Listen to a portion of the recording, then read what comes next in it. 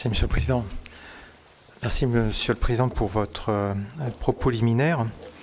Il y a 5 ans, vous étiez ici, et j'avais évoqué devant vous, justement, l'hypothèse d'un plan B au SCAF. Je m'étais appuyé sur l'histoire, sur le plan B du président Marcel Dassault des années 1980, et son impulsion qui a permis finalement la création du Rafale, qui fait notre fierté et qui contribue aujourd'hui à notre souveraineté. Vous aviez alors tracé plusieurs voies qui démontraient déjà que Dassault saurait trouver des solutions pour anticiper les besoins de la France pour les prochaines décennies et conduire éventuellement un nouveau programme. Les difficultés auxquelles on est confronté, c'est un peu toujours la même chose, c'est qui dirige le projet. Bonaparte déjà disait que pour conduire une armée, mieux vaut un mauvais général que 2 bons. Alors, au regard de l'expérience de ce que votre société a traversé au début des années 80, on se souvient des allers-retours, des pressions. Déjà, on nous parlait que la France n'aurait pas l'argent pour pouvoir faire ce programme à l'époque, que ça ne serait qu'un avion français et pas européen. Ce à quoi le président Dassault avait dit que ce sera un avion mondial. Et on en voit effectivement aujourd'hui le résultat.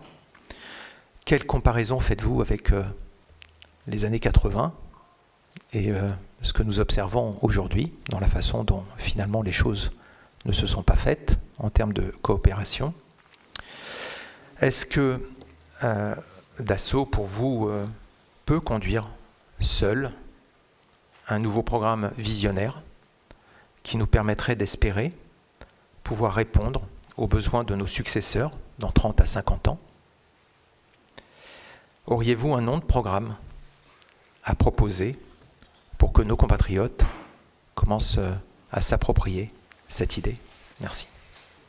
Oui, l'histoire de temps en temps balbutie et on voit bien que l'espoir, lors de la chute du mur de Berlin, d'avoir un monde plus en paix ne s'est pas avéré réel. Ça, c'est une première leçon. Donc, il faut continuer à faire les efforts de développement. L'histoire de la coopération sur le Typhoon ou sur le Rafale nous avait conduit à l'idée, dans les années 2010, je pense que certains d'entre vous s'en rappellent bien, ils étaient présents, de se dire « essayons de coopérer avec les Britanniques ».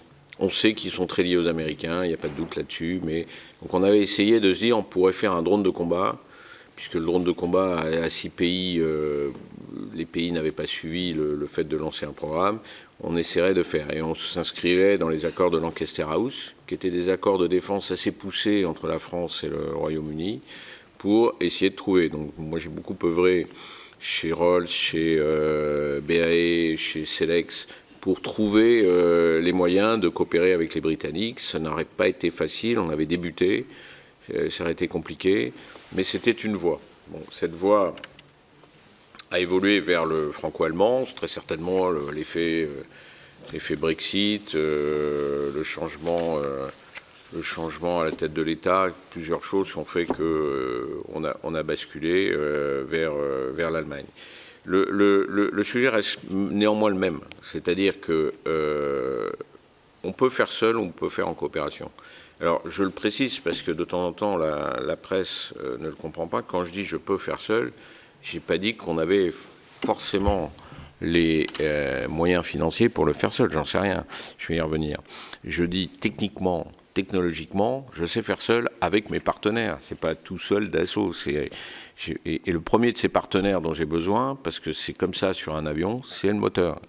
Un avion sans moteur ne vole pas. Vous avez bien vu, j'ai été obligé de changer le moteur sur mon Falcon 5X pour faire un 6X. Je sais ce que ça coûte et je sais ce que ça veut dire. Donc, le premier sujet, c'est le moteur. Donc, y a-t-il un moteur pour propulser un avion de la taille de ce qui est projeté par nos armées à l'horizon 2040-2045, c'est la question numéro 1. C'est vraiment le sujet sur le chemin critique. Donc on n'est pas tout seul, c'est pas Dassault tout seul. Donc c'est Safran. Safran peut-il coopérer avec d'autres? Il a démontré qu'il était prêt à coopérer avec MTU, mais en tant qu'observateur, je ne souhaite pas me mettre à la place de Safran, mais c'était une coopération dans laquelle l'architecte très clairement exprimé, c'était Safran.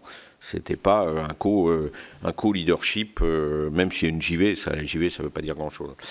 Il nous faut une électronique. Un avion de combat sans électronique, ça ne marche pas. Il faut un système. Et là, on le travaille avec Thales, qui, je le crois, peut-être que je me trompe, mais est leader dans ces domaines de radar, de guerre électronique, d'optronique.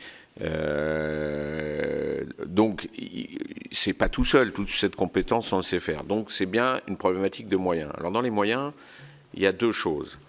Il y a les coûts de développement.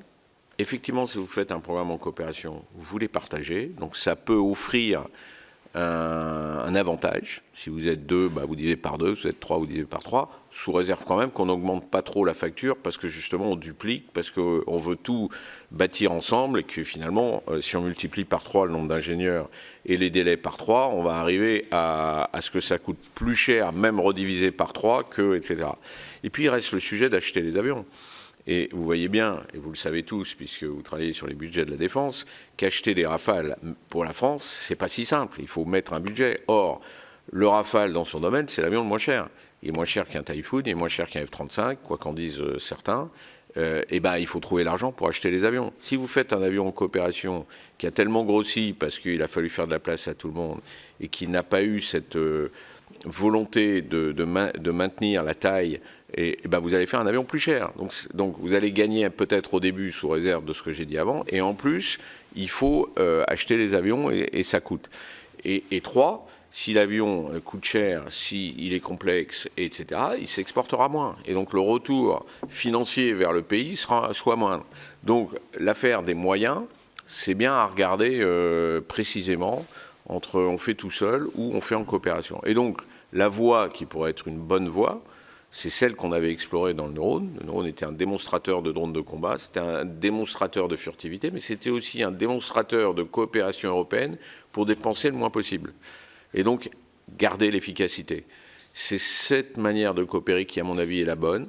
Ça veut dire qu'on peut coopérer, on sait coopérer, on était 6 pays, avec chacun dans son domaine où il a des compétences, et avec cette volonté de faire pas toujours le plus gros, pas toujours la duplication, on s'est organisé comme tel, et on est tout à fait prêt à ça. Si on arrive à trouver des pays avec lesquels, et surtout des industriels, parce que c'est pas tout de faire des coopérations politiques, il faut aussi faire des coopérations dans lesquelles les industriels vont se sentir bien.